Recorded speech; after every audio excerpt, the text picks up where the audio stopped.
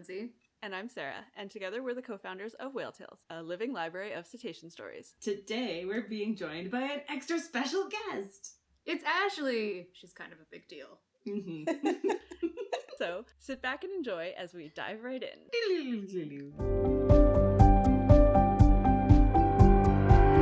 So, we wanted to have Ashley on this month because, first of all, she's one of our very original storytellers. She actually beta tested our website when we first launched almost 6 years ago. Thanks, Ashley! And sent us some amazing stories then, as well as every year since. And she's back out on the water this summer after everything. And so we really wanted to talk to her, not just about what she's seen and the news of the summer in the Salish Sea cetaceans. That's hard to say. But also how her life has changed given the new guidelines and safety protocols and stuff like that. Take it away, Ashley. How's life? Oh, wow. Well, thank you guys first off for having me. This is fun being on this side of it. Yeah, it's been crazy. This season has been just bizarre on so many fronts. I mean, we honestly we weren't even sure we were going to have a season at the beginning. You know, normally we start in April and we were put on ice until July 1st. And landlocked is not how most of us function really well, at least not me. I'm definitely meant to be out on the water and with the whales. So yeah, it was definitely a tough beginning. Definitely interesting when we did finally get to start up. You know, we don't have any tourists really. I mean, we've got a few, but not really from where we would expect them on a normal year. You know, with the border closed, that's a pretty big deal. But you know, we're limited in our capacity these days. You know, every company has kind of dropped how many people that they are taking on their boats just to kind of increase space, and everybody has to wear masks these days, and like that's mandatory on all of our boats. And it's such a weird thing that people can't tell if you're smiling at them. I mean, I've taken to basically telling people, be like, if you can't tell by the tone of my voice that I've got a big smile on under here, I'm letting you know now, this is amazing. That's so good. You're that person who's like, trust me, I'm really smiling. Yeah. I'm smiling, guys. Well, and you know, like, because in a normal year without the mask, like it's the only time that I'm not really smiling on the boat is when I'm searching for the whales, and that's just because I'm so concentrated on looking for them. So, and it's not that I'm not happy or excited during those times. It's just it's full concentration face, and that doesn't always have a smile on it. But yeah, it's just it's such a weird season. You know, we're not as busy as we would normally be, which I mean is completely to be expected. But you know, in July, you know, I think a lot of people didn't even know that whale watching was back up and running. So, you know, there were many days where we didn't have enough people to go out on a tour, and that's heartbreaking for people like me. You know, who thrive on being out on the water and sharing the beauty of our coast. Like, our coast is just so amazing that it actually hurts to not be out there. But yeah, it's a wacky world out there. It's so strange. It's just so strange. I have to admit, like, even being in the world that we're all in, where we obviously all love whales and feel pretty connected, like, I was even surprised when I was like, oh wait, those people are out on the water. Like, it did feel like it just kind of it's scary to be the first ones to try it, right? Totally. Well, and what's even crazier is that the states, kind of the companies out of Anacortes and San Juan, they were actually the first ones to go out, because we were landlocked until July 1st. And not all of them, obviously. Some of the bigger boats in the States weren't able to go out, but the smaller 12 passenger vessels were able to go out before that. And it's just, I think that was a strange thing for us here too, knowing that our cases were, you know, fewer, but we wanted to be out there as much as they were, but our government had kind of put maybe slightly harsher restrictions on us from the get-go. Like, our government made a rule at the outset that commercial vessels couldn't go out until July 1st, and then it would be reassessed closer to that time, whereas the states didn't make, I don't think, that wholesale date determination. So there was a little bit more leeway for them, but it's definitely nice to be back out on the water, but it is unnerving. I'm not going to lie. You don't know who is coming out with you. You don't know where they've been, who they've been with, so like this is outside of your COVID bubble, excuse me. So there is, a little bit of an unnerving factor, but that's one of the reasons too, why everybody has to wear the masks on the boat and in the office, and, taking every precaution and sanitizing everything, including the bathroom between uses, which is normally that's not the naturalist job, but it is now. Yeah, I know that feeling.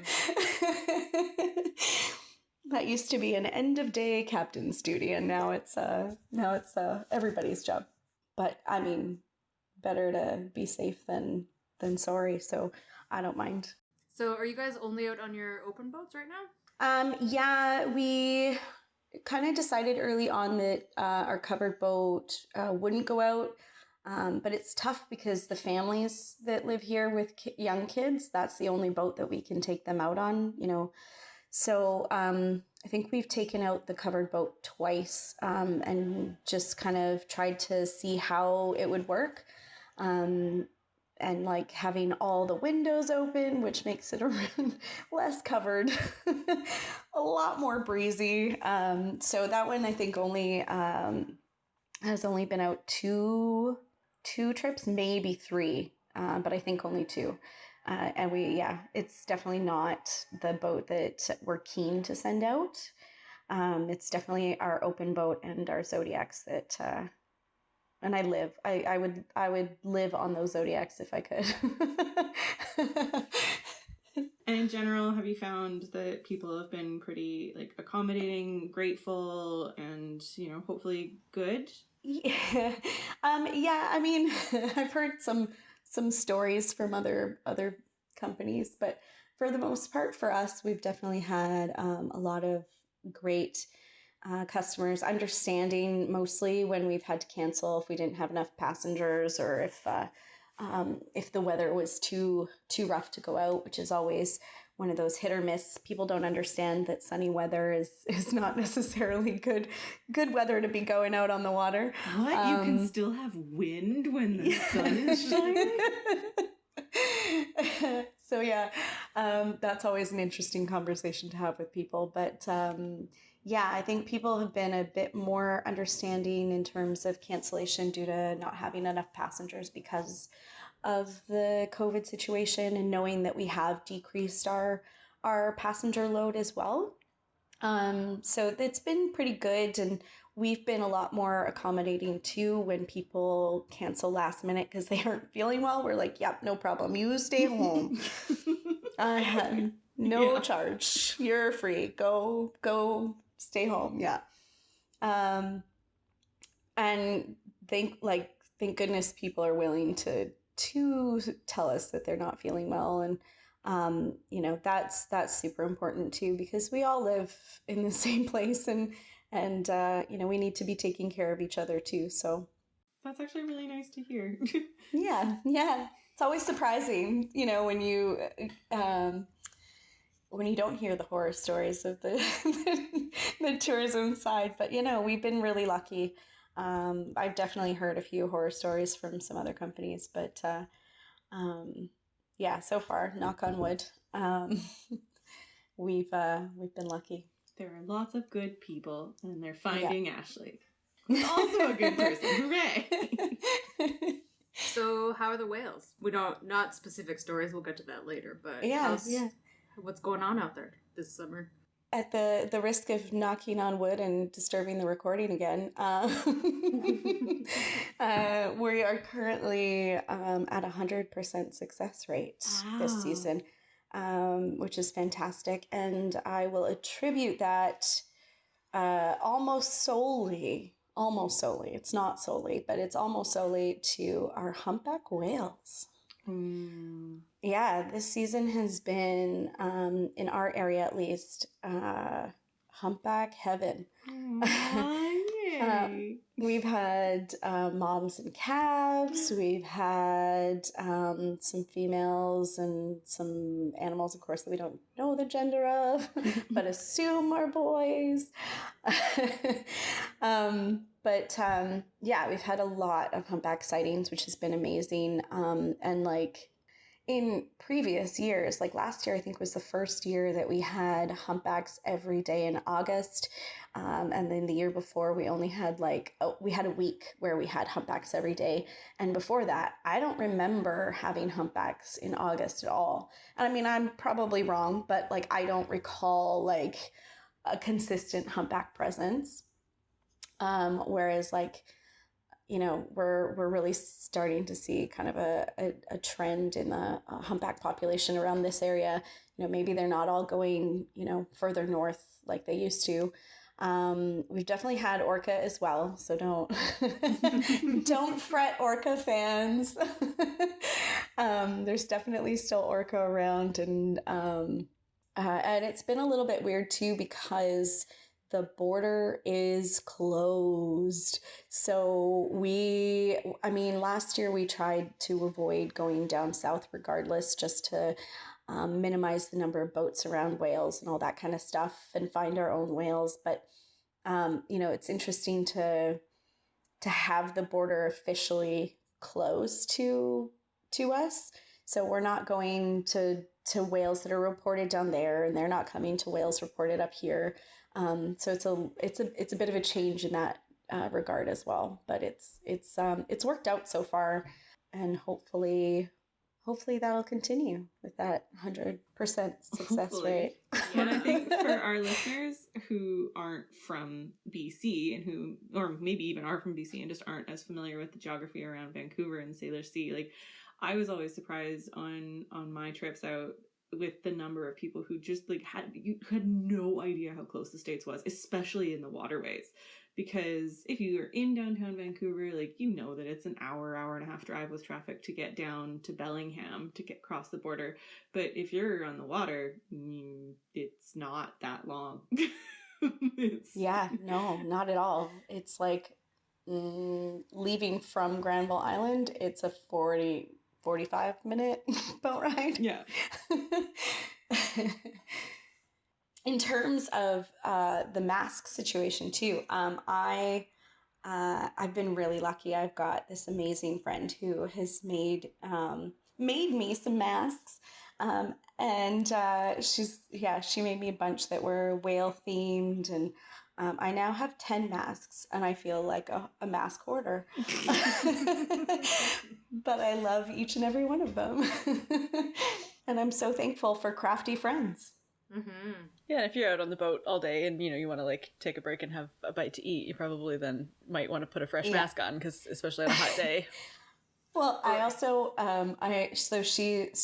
two of the masks that she made me. One is like some larger baleen whale mask theme, and there's another orca mask theme. So sometimes, we'll be heading out and I'll just wear the whale mask. And if we find orca, I might switch quickly to the orca mask. Oh my God, I love that.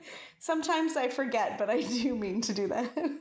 Do you also now have like a two-faced tan? I don't, luckily, for the most part. I think there might be like a slight change in color, but not much, because I do... when we're at the back of the boat chatting with the captains, we're allowed to take the masks off when we're away from the passengers. So, at the back of the Zodiacs, we're at the back of the boat. So, nothing that we're breathing is going forward to the passengers, and communication can be a bit difficult. You don't say. For the captains with the radio. So they can't wear a mask and talk on the radios very well. And so, at the back of the boat, we tend to kind of take it off and communicate. But, anytime I go forward to where the the passengers are. That mask is full in place. So definitely, I feel like by the end of this season, there's likely going to be some two-tone tan. It's just gonna be like your forehead and the sides of your sunglass bands, like Ears. Yeah, ears, forehead. Nice. Super glorious. It's gonna be the new look. So, has there been any weird cetaceans? I know that there was common dolphins again down in Puget, but if you guys aren't crossing the border, then you're not seeing those.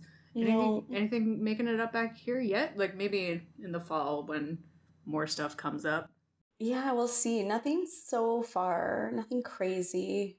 It's not whale related, and I don't know how appropriate this is to mention, but I've never encountered floating deceased wildlife on the water before, and I have a couple of seals and a deer in Howe Sound. Seals were in the Strait of Georgia, and the deer was in Howe Sound. But that's interesting because I've never come across that. I've been out there for 9 years, and this is the first year I've had like some serious floating dead wildlife. That is weird. Yeah, so not cetacean related, but there were some orca around when I saw the deer, but they didn't go after it.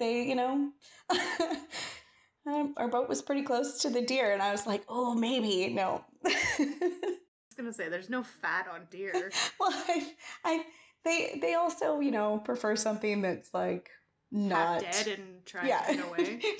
not they dead want and to punch floating it out of the water. This took a turn, hey? Sorry about that. Is there anything else from this odd but still happening season that you wanted to share with our listeners, Ash? I think just that, it's kind of a miracle that we are at 100% success in our sightings, because there are fewer boats on the water for all companies. There's fewer people searching. We're not searching as much of the water as we would have previously because we don't have as many boats out there. So it's a really interesting that we've been so successful. It's great, and we still get reports from people that are other places, whether on other boats or on shore, that kind of thing. But it's quite remarkable. I think most of our sightings this year have been just us going out and looking with other companies and finding the whales, which is how it should be. but it's definitely interesting because our searching range has definitely shrunk because we all want to be within range of anybody finding anything. So it's a new world and definitely different, and we're all hoping next year will be bit more back to normal for sure. But it's still great.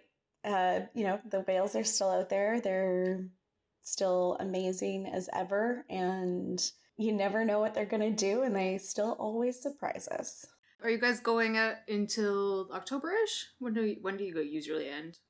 Well, normally we end in October, but this year it's really hard to say because it's pretty much, mostly Canadians that are coming out on the tours. So if kids do go back to school, if parents do go back to work, if everybody else who isn't a parent goes back to work, then we run the chance that weekends may be the only time that we're able to go because other people can't go during the week. It's hard to say. We're currently planning to go to the end of September, and then kind of play it by ear for what October might bring, see what September brings, and go from there. But so it's been a kind of shortened season, which is always sad, but we got to protect ourselves and each other, and hopefully we'll find a normal world on the other side of this. So for the locals who don't necessarily work during the week. And what can you see in October just to get your business thriving? Humpbacks and orca. Well, there you go. There you go. And I know it's not cetacean related, but well, it is sort of, because bigs do like to eat them. Sea lions come back in September and October, and they are my second favorite animal after all cetaceans. So first favorite, all cetaceans. Cetaceans. Every single one of them. Then okay. So wait. Let me clarify my second favorite, because it's not just sea lions; it's stellar sea lions. There we go. Yeah. I mean, Californias are nice, but are they your third? Would you say? So my third is everything else. And I will acknowledge that I do say that on my trips. Yeah. I give my whole list of 3. That's fantastic. I like the sandwich method you've got going on there, with like really big broad categories, very specific. I know, but there's something about those stellars that is just too good not to just like pinpoint. Yeah, they're pretty great. Oh yeah, stellars are awesome. I mean, before go ahead. No, go ahead. I was just gonna say, like, I just I do genuinely love all animals. It's just whales and stellar sea lions are my favorite. I know we've been talking a lot about how the industry and how your job of sharing these stories and helping to spark the passion in people to care about them has changed a lot, obviously, due to COVID.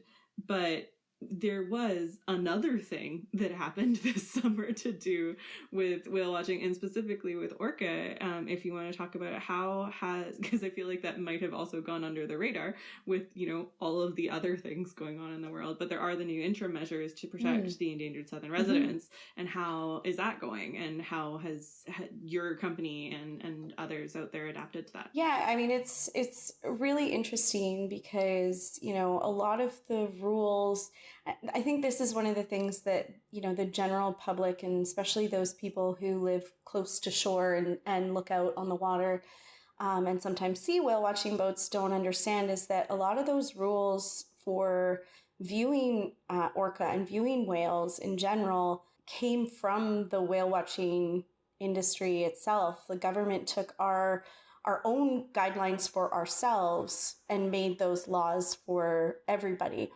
So sometimes, they think that, we're doing things that aren't appropriate, but in fact, we give more distance than most boaters out there. I think the biggest, most important rule, in my opinion, I mean, the distance rules are definitely important too, but I think the rule that came about, that the government took on and made law as well, is the speed rules around the whales. I love the speed rules. So basically, anytime you are in the vicinity of known whales, when you are within a kilometer of these animals, you have to slow your boat down to no more than 7 knots. So for people who don't know knots, every knot is 1.2 miles per hour or 1.8 kilometers per hour.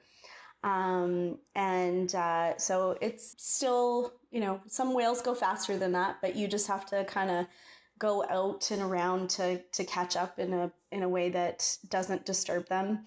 And what I love is that, all the whale watching boats obviously adhere to these rules, and it keeps the waters around the whales, quieter. It decreases the chance of anybody running over the whales, so like in terms of like not professional whale watchers, obviously we're usually very aware of where the whales are, and yes, whales can be unpredictable, but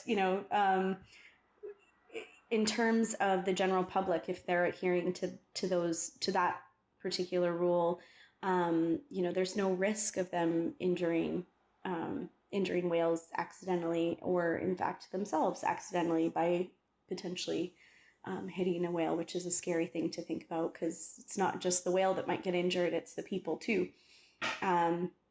So in terms of distance, the distance rules have changed for the general public. So everybody has to give orca a 400-meter distance, regardless of what type they are watching, unless they have specific exemptions from the government. So you have to apply for those exemptions, and those are generally for professional whale watching companies that have shown good, decent behavior around the whales. And so all those boats have a flag flying on their vessel that says AV.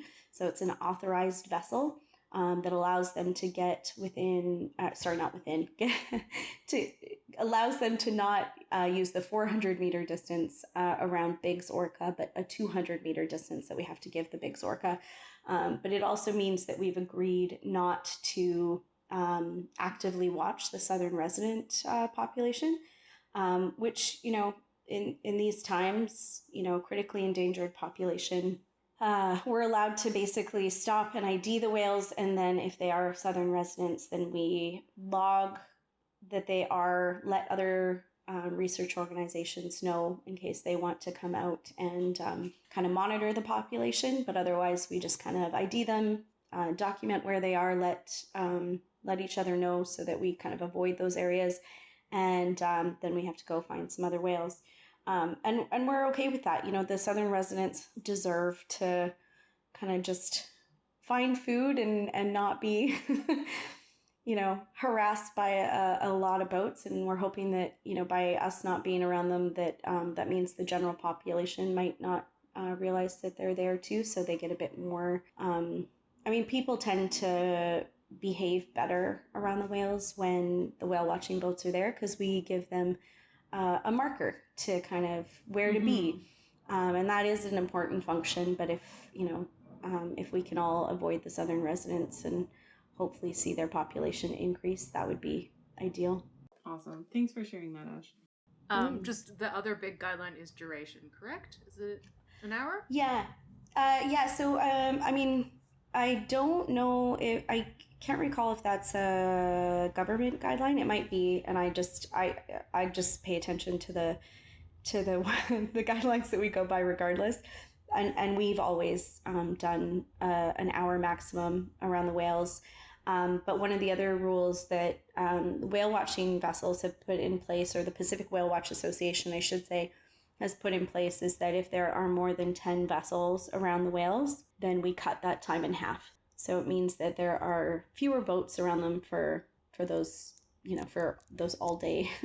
And we can't control, how many private boaters are around them, but we can control what we do. So I think that's really, I hope, valuable for some of our listeners to hear too, because I think one of the things that we talk about a lot on the podcast and in life, I feel, is that there's so many shades of gray. Not the book, we don't like the book, we don't talk about the book, but that with pretty much every issue that we try to discuss on the podcast, and especially when it comes to conservation issues, that there is not really a black and a white or a right and a wrong side of anything. That we have to be comfortable with the shades of gray in the middle, and with asking tough questions and reassessing things all the time. And I think one of the things, that I certainly saw a lot when I worked in the industry is that the industry is a really easy finger to point at. And that I'm not going to say that that's not always deserved, just because there are bad apples out there in everything. Absolutely. Especially a long time ago. Yeah, absolutely.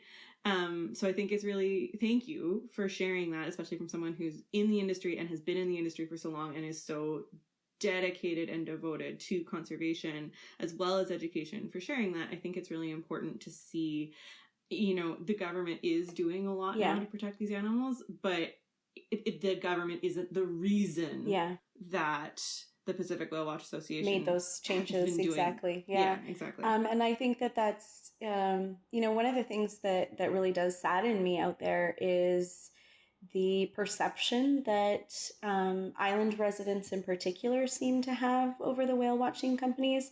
You're right. In the past, our behavior was vastly different.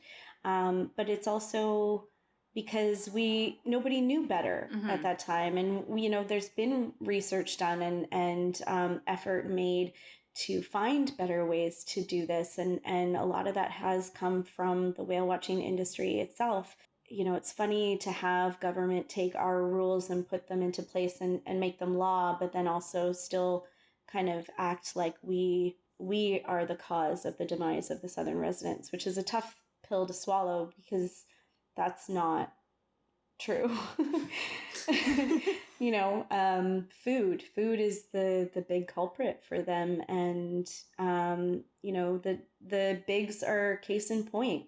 They travel through the exact same waters. They are, the same species, though different ecotypes. And the bigs have a plentiful cornucopia of food.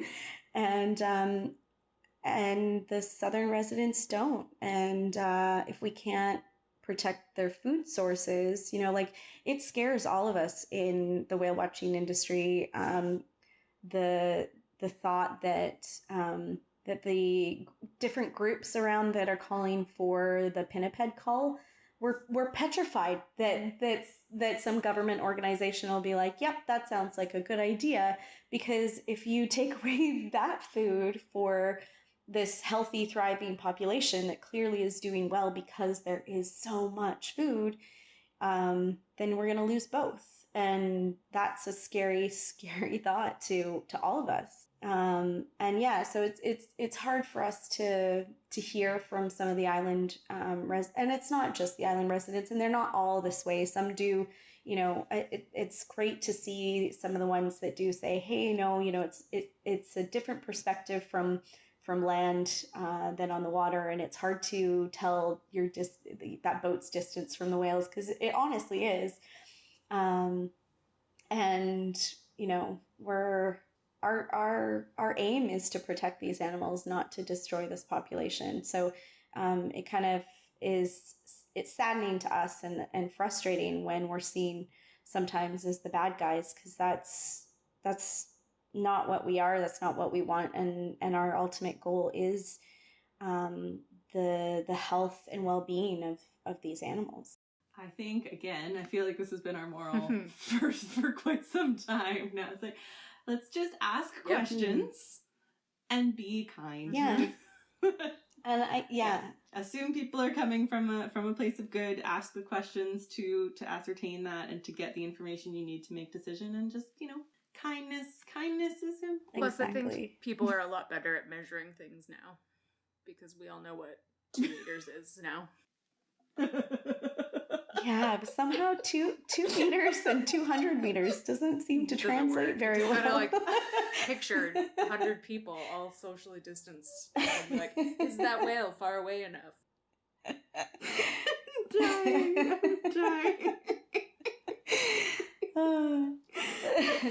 I mean, I can honestly say that, even when you spend time on the water, oh, totally. I mean, really I have. It's so hard. I mean, I have passengers all the time being like, why is that boat closer to the whales? And I'm like, it's not. Yeah. I can tell you 100% that boat is not closer to the whales than we are. And they have a hard time wrapping their head around that. And it's just, perspective, especially on water, is an illusion. Yeah. Plus, muggings and whatever, you never know where the whales are going to go. So yeah, it's some true. of those sightings might have been just bad timing of whales doing whatever they want. Totally. But it's interesting because I've over the last year, maybe 2, I've seen the captains use the radar a lot more in terms of just finding the distance. So the radar doesn't go into the water, right? It's not sonar. So it's like it's tracking clouds and boats and all sorts of things. So sometimes, especially with the big adult male orca in particular, those dorsal fins show up very well on radar. And so they can accurately measure distance with the radar to tell how far away they are. That's handy. Yeah. That's cool. Yeah. I've only seen that, or at least I've maybe only noticed. Maybe they were using that before, but I've only noticed it in the last year or so. Yeah. And a fun fact. Which I think means that we can segue. Fun flipper fact, yeah, it's fun flipper fact, yeah, it's fun flipper fact with Ashley! That's today's song. Ashley, can you share with us and our listeners your favorite go-to fun flipper fact that you love to surprise people with on the water? Yeah, my favorite surprising fact for passengers is the gestation for different whales. And usually I'm only talking about orca and humpbacks. But for this fun flipper fact, I definitely went Googling to see what other whales and dolphins and porpoises were like as well. So with when I'm on the boat and I'm talking about humpbacks and orca, it's I'm always like, okay, guys. So usually I say the gestation of whatever whale we're hanging out with at the time, and then let them know about the other. So humpback gestation is 11 months, which is, decently long, but it's not crazy. And then when you take into when you look at orca gestation is 16 to 18 months. And I know, I can't even imagine. And that is usually the reaction that I get from the ladies on the boat. Oh my God. It also makes zero sense when you think about the size difference between those two. Yeah, and it's funny because I thought, okay, well, maybe it has something to do with their brain size. They are really, really smart animals, and does it just take a little bit longer to cook that brain? I don't know. But then I started looking up the gestation for other cetaceans, and it's kind of all over the place. And orca and sperm whales are the craziest. They've got the longest gestation. So I don't know what the average sperm whale gestation is, but I've read that sperm whales can have a gestation that can last up to 19 months. Oh God. 19 months. Like, I can't even handle that. Compared to a blue whale is 10 to 12 months. It's so weird. Yeah, it's so weird. So yeah, like the biggest animal to ever live on the planet has a shorter gestation than some animals that are much smaller, including the harbor porpoise, which is 11 months. Oh my God, that's so amazing. Yeah. So the other I remember hearing you guys talk about your favorite cetacean, Pacific whitesides. Yes.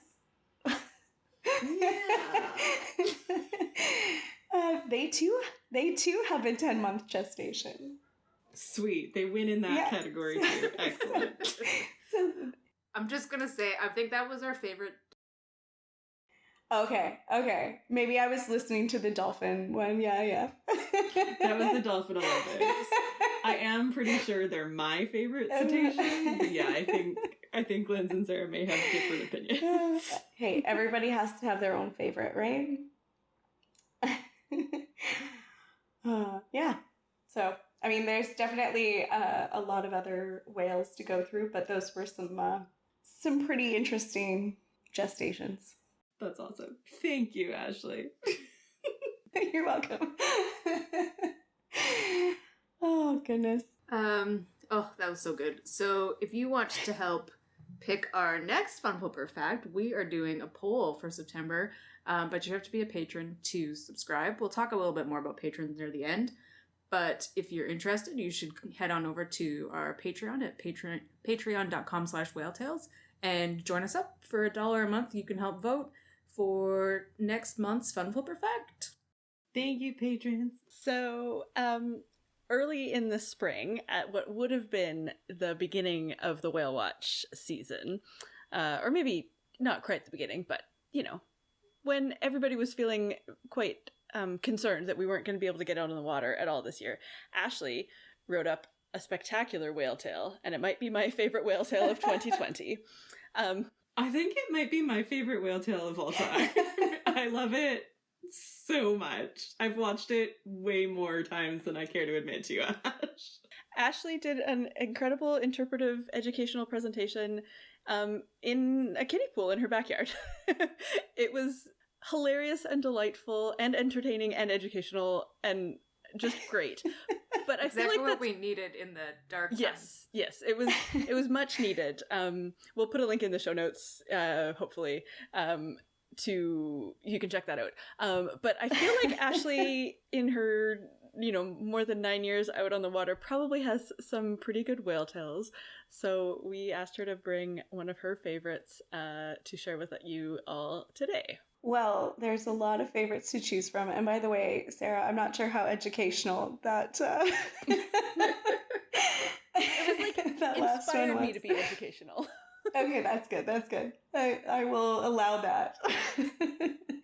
It was highly ridiculous, and but it was fun, and I'm pretty sure there were some new species to society. In terms of stories, there's so many stories to choose from, and so I thought I would go with the first sighting of this season, but I did also just want to say that, every trip I take out on the water, getting to take people from usually all over the world, currently mostly from all over Canada.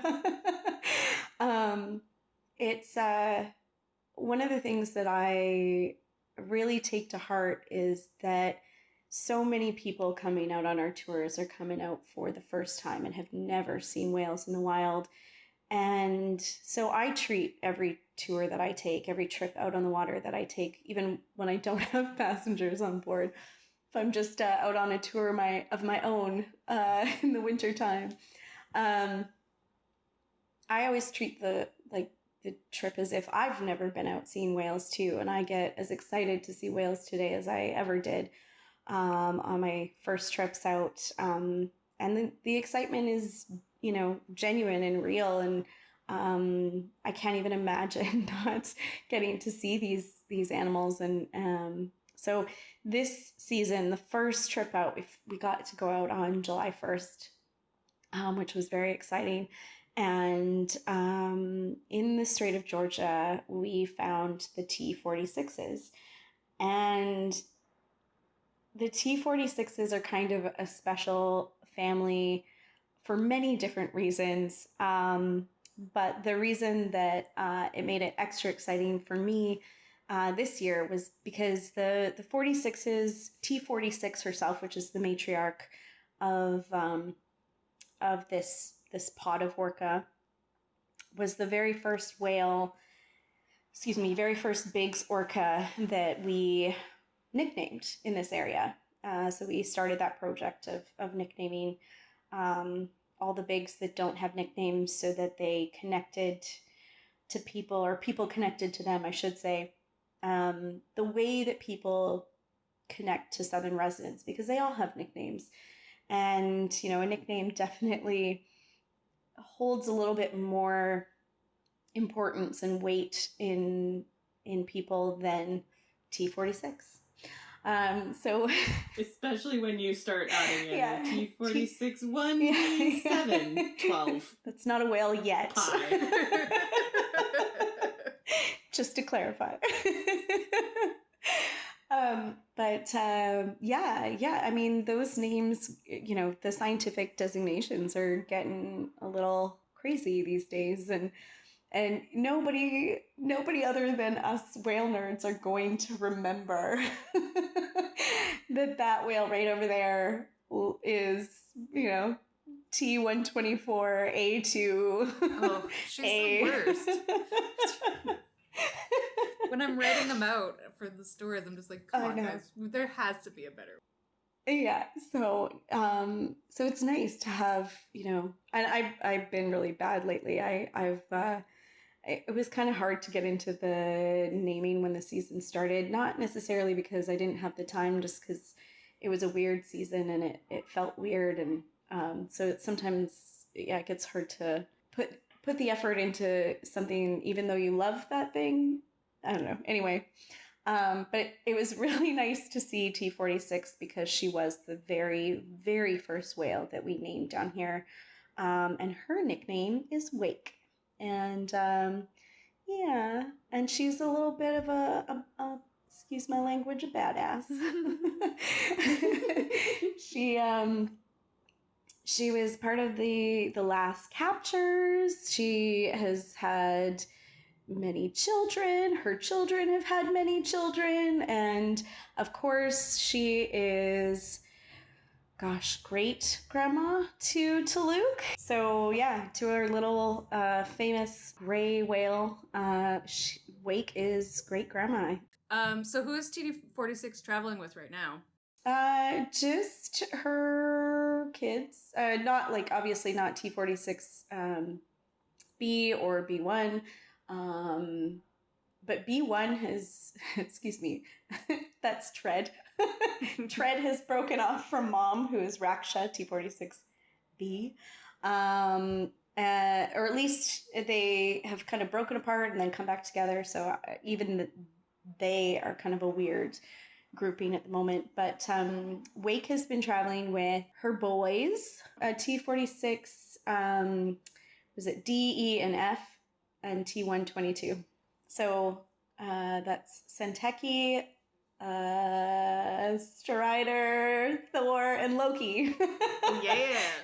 Yeah, I was really excited when we, I think we still have to name the last T46B6, but all the rest of them are all nicknamed now, which is kind of cool. It's kind of nice to have the whole family pretty much done and ready to make people excited to see them.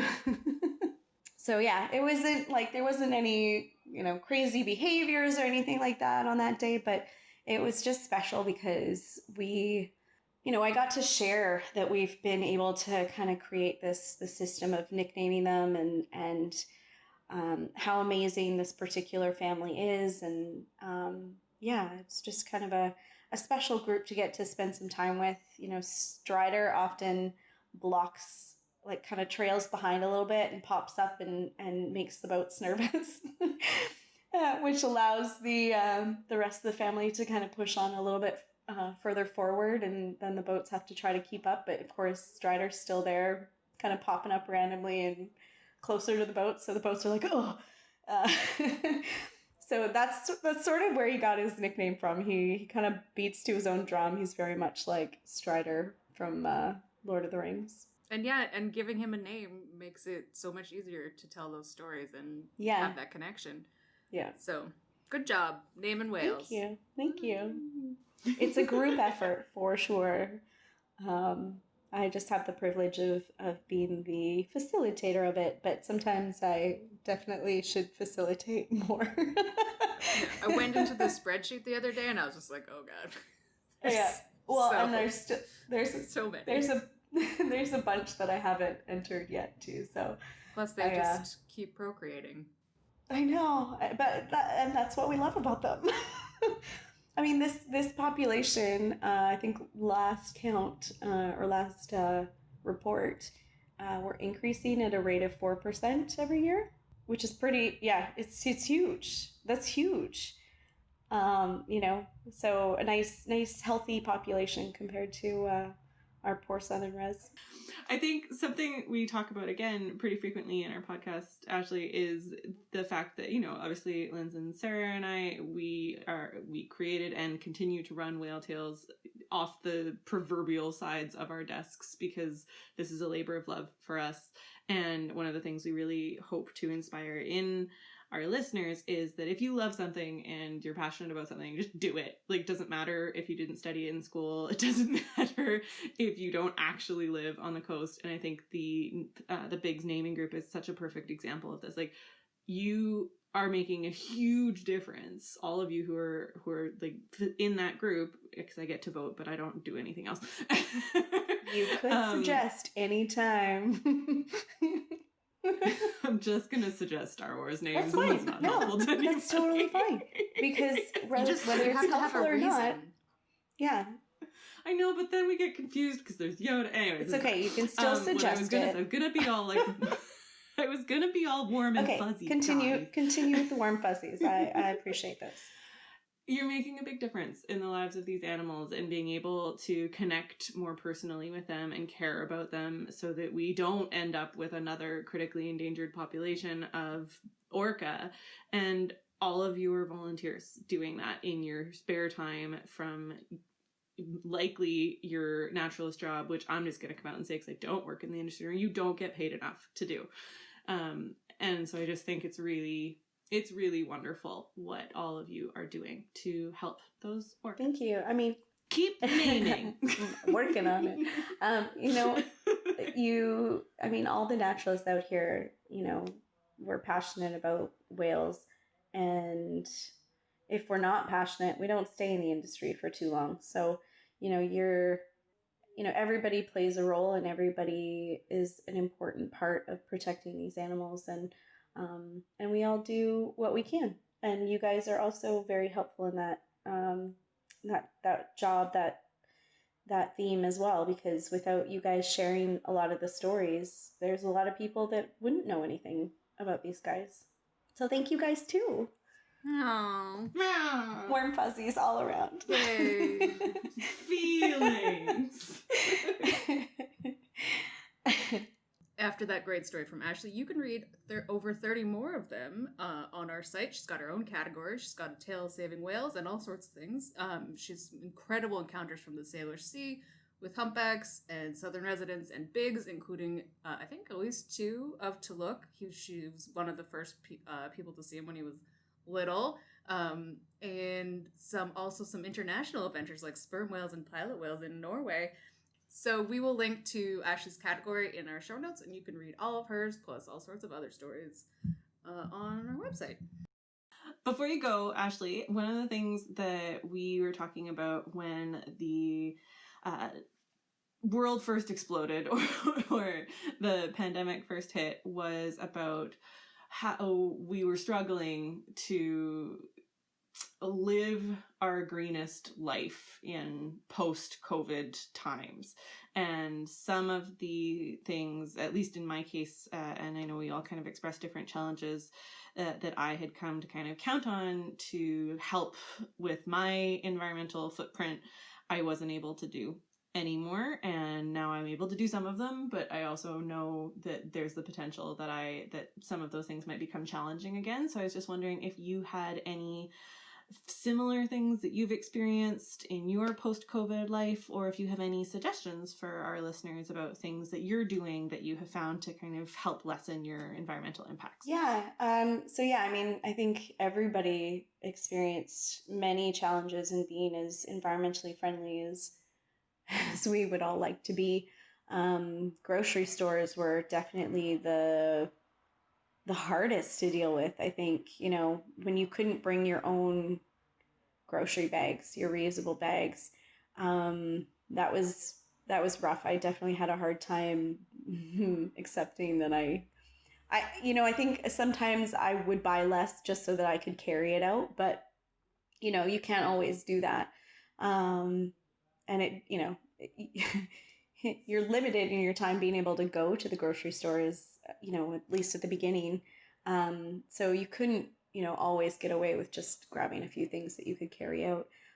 So that was rough. I have heard Somebody else mentioned that one of the things that they started doing was taking the basket to the door, like the shopping basket that you get, like you pick up when you go into the store, um, asking permission to just take it outside so that you could then put your stuff in your reusable bag and then, give the basket back. So that is a smart way. If we do go back into these, crazy restrictions, and if they want everybody to not have their reusable bags again, that's something that would make us use, less plastic again. Yeah, I mean, I definitely felt the pinch. I'm not gonna lie, I definitely got takeout more times than I probably should have. But yeah, I think that if we go back into restrictions again, I think that'll be something that I'll definitely be trying to curb more, because it just means more plastic. And one thing that I am grateful for in Vancouver is that, takeout containers aren't styrofoam anymore, which is, or at least most places. I think there might be a few in the greater Vancouver area that aren't, but like Metro Vancouver is pretty styrofoam free. So that's a bonus. But yeah, I mean, mostly I did okay, because I don't have kids, so I didn't have to, worry about getting snacks or feeding them, or, anything like that. Whatever you do with children, Nicole. You feed them always. You must always have food in every pocket, in every orifice, always have food. Yeah, so like it was just me, and I wasn't working because of at the beginning of all the shutdowns, we weren't started up yet.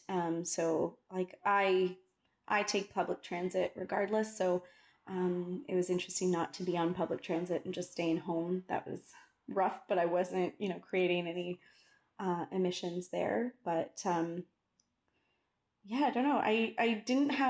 There wasn't a lot of change for me, just other than the grocery store, I feel like, because it's just me, which is nice. Yeah. I think the grocery store was that was the hardest. Yeah, and just like how bad grocery store bags are. Like you can't fit anything in them, and they're so heavy, and you can't put them over your shoulder. Like I think using the plastic was really rough, but also just that, and you're just like, this is dumb. How am I carrying 4 bags? And I usually have 2.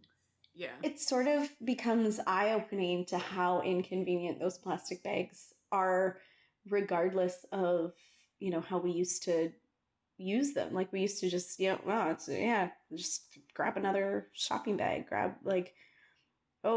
just double bag that, like. Yeah. So it's definitely good to see that, we all kind of experience the same thing, that they're not good things, even. They're just useless. Yeah, because they cut into your hands. Like I walk home from the store. Oh, God, yeah. Ugh, the worst. Yeah, especially if you're carrying anything heavy in those. Yeah. Ugh. Well, I think it's been lovely chatting with you, because also, listeners, we haven't talked to Ashley since March. I mean, we've been texting and emailing, but like, it's really nice to hear your voice. I know, and we didn't get to do our whale and wine and cheese. Oh night, yeah, so. I was just thinking about that this morning. Wine and cheese and whales. Yeah, just bringing your own wine and cheese and whales. Oh, I'll totally bring my own whales. No worries. No. That as much fun as this has been, this is probably going to be a very long podcast. Thank you, listener, for making it this far.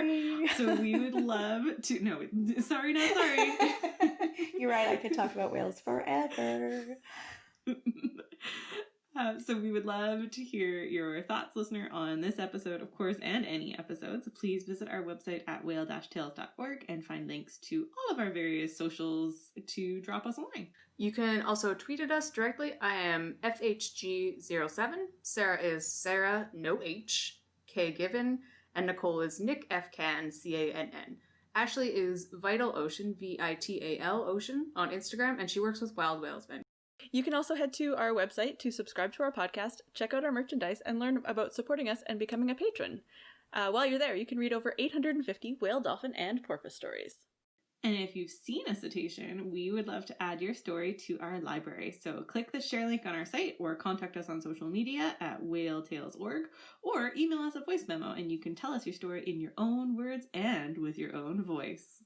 Whale-tales.org. Tales like the stories, not tales like the animal. Thank you again for listening and for supporting us. We will be back on the last Wednesday of next month with more fun facts and whale trivia.